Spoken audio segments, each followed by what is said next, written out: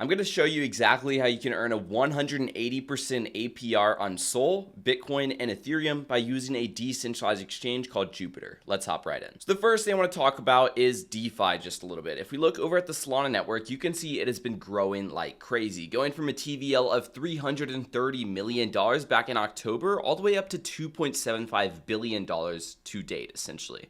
And obviously, the whole crypto market has been growing, so has the entire DeFi market. But specifically, Solana has been growing faster than a lot of the other decentralized finance networks, so we've been taking a look at some of the different Solana platforms. The one that we're going to be taking a look at today is going to be Jupiter Perpetual Exchange. Now, Jupiter is not just a perpetual exchange. They have a lot of other functions and resources and everything else, and I'll go ahead and go over all of those functions later on in the video. But what I want to start off with is the Jupiter Perpetual Exchange, or I should say the JLP Pool. Because if you guys don't know, when you go on a centralized exchange like KuCoin, MEXC, BingX, or any of those, you can execute longs and shorts. That means long, you make money when the market goes up. Short, you make money when the market goes down. If you're just holding crypto in your wallet, you are essentially long, right? But if you're just holding crypto in your wallet, you can't really go short unless you do something through a lending and borrowing platform, or in this case, a decentralized perpetual exchange. This is just like a centralized exchange. It allows you to retain custody of your assets. Best part is we can throw leverage on here. So if we're trading Sol, we can do 100x leverage, which is very, very cool, because that means now instead of just making $100 when one Sol doubles in price, let's just say, we're now making, if we're using 10x leverage, $1,000, or if we're using 100x leverage, $10,000, which would obviously be a lot of money. And do be careful with the leverage.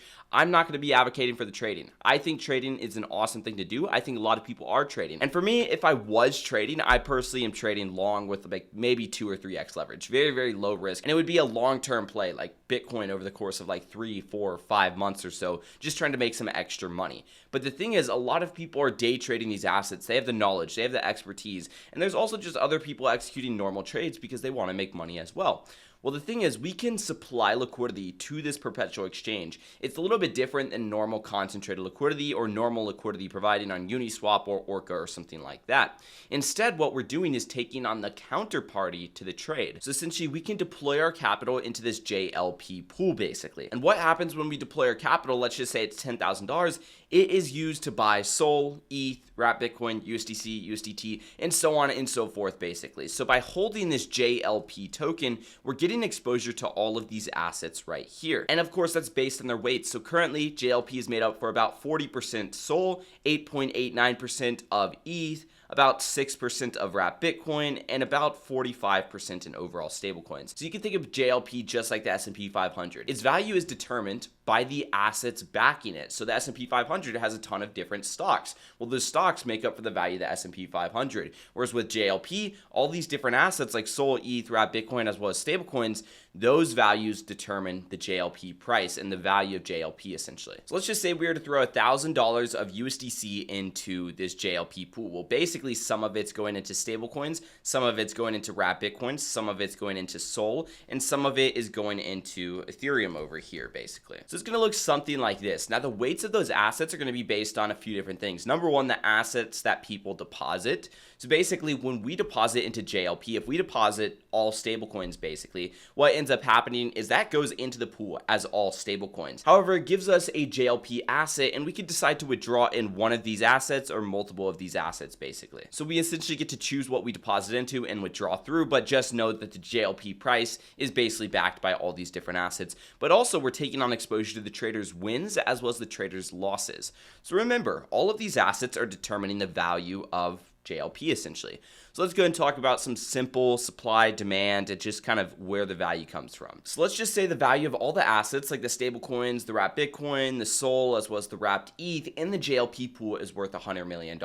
If there are 10 million JLP tokens in circulation, well then essentially the price is going to be $10 for the JLP asset. That's simple supply, demand, just kind of value driven basically. But what I also want to highlight is what happens if this goes down. Not because the market's falling, but because they're actually losing assets in this pool. And the reason why that might happen is when traders go on a winning streak and they win a ton of trades.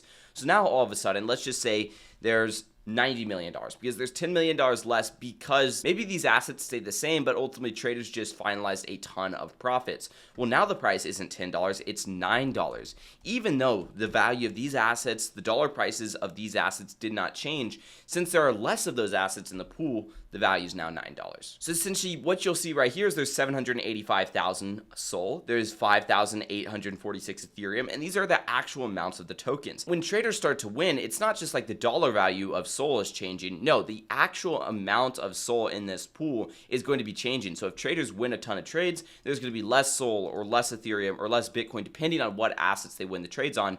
Whereas if they lose a ton of trades, well, guess what? There's going to be more SOL, more Ethereum, more wrapped Bitcoin. So essentially what's happening here is we're taking on the counterparty exposure. So we have to be very, very careful and always make sure to analyze kind of how exactly traders are doing and if they're winning too many of their trades. Because if they are winning too many of their trades, we probably are not going to want to provide liquidity for JLP. Whereas if they're kind of neutral, where there's about half wins, half losses, that's fine. Ultimately, the best scenario in this case for liquidity providers is going to be traders lose 100% of their trades, as well as these assets appreciate, and we also collect all the fees that traders paid for trading these assets. The worst case scenario is obviously traders win 100% of their trades, and of course these assets fall in price, which means that we're also losing money that way, and there's barely any trading fees for us to collect. And the kind of somewhat in the middle scenario is obviously going to be, okay, these assets don't change in value, but also traders aren't winning or losing any of their trades, and of course we're making money from fees. So there's a ton of different ways that you can mix this up, but I would be careful to deploy it into this pool, but it's currently doing a 185% APY if you deploy into this pool, which is very good, and that's just because there's a ton of volume over on Jupiter Perpetual Exchange. People are trading SOL, they're trading ETH, they're trading wrapped Bitcoin, so on and so forth, basically, and they're paying fees. They're paying borrow fees whenever they leverage up, as well as they're just paying normal trading fees. And while we're here, I want to tell you a little bit more about Jupiter. So Jupiter was first known as their aggregator, the swap, where essentially they don't have a decentralized exchange themselves, at least for normal liquidity pools, but they route you through other decentralized exchanges to make sure you get the best route. So one example, I want to trade some SOL for wrapped Bitcoin. What it's going to do, it's going to go and find me the best possible route for my trade to make sure I get the maximum output. If I were to just go trade on Orca exchange, well, guess what? I'm not going to get as much Bitcoin out of this trade as if I were to trade on Jupiter, because Jupiter is going and analyzing all the decentralized exchanges, all the fee tiers, everything on Radium, on Orca, on all of Solana network, and essentially finding the best route. Limit order, this is very similar to what we just talked about, except you're choosing to buy a specific asset at a specific price, basically. Dollar cost average, it's right in the name. If you want a dollar cost average, maybe on a weekly basis, you want to purchase SOL with wrapped Bitcoin or SOL with USDC, you can do that through Jupiter's DCA feature. And then of course, bridge, when you're looking to get from the Ethereum network, Polygon network, Arbitrum network, any of those networks over to the Solana network, you can use the Jupiter bridge. This is the one that I use and a lot of my clients use as well. Lastly, I do want to touch on for Jupiter Perpetual Exchange. They do have a TVL limit. So as you can see, the TVL limit right here, $230 million, and currently there is about $1,366 remaining. Of course, if you are trying to deploy a large amount of capital, you do need to be aware. Obviously, as the market grows, as these underlying asset grows, this TVL and this limit is also going to grow. So if you are there at the right times and able to deploy in at the right times and make sure you're monitoring this, you are going to be able to enter with ease, basically. But for now, you can't just go throw your money into it because there is currently a limit with only $1,300 remaining. But that's not all. You can actually purchase JLP at a premium because there is a liquid market for JLP.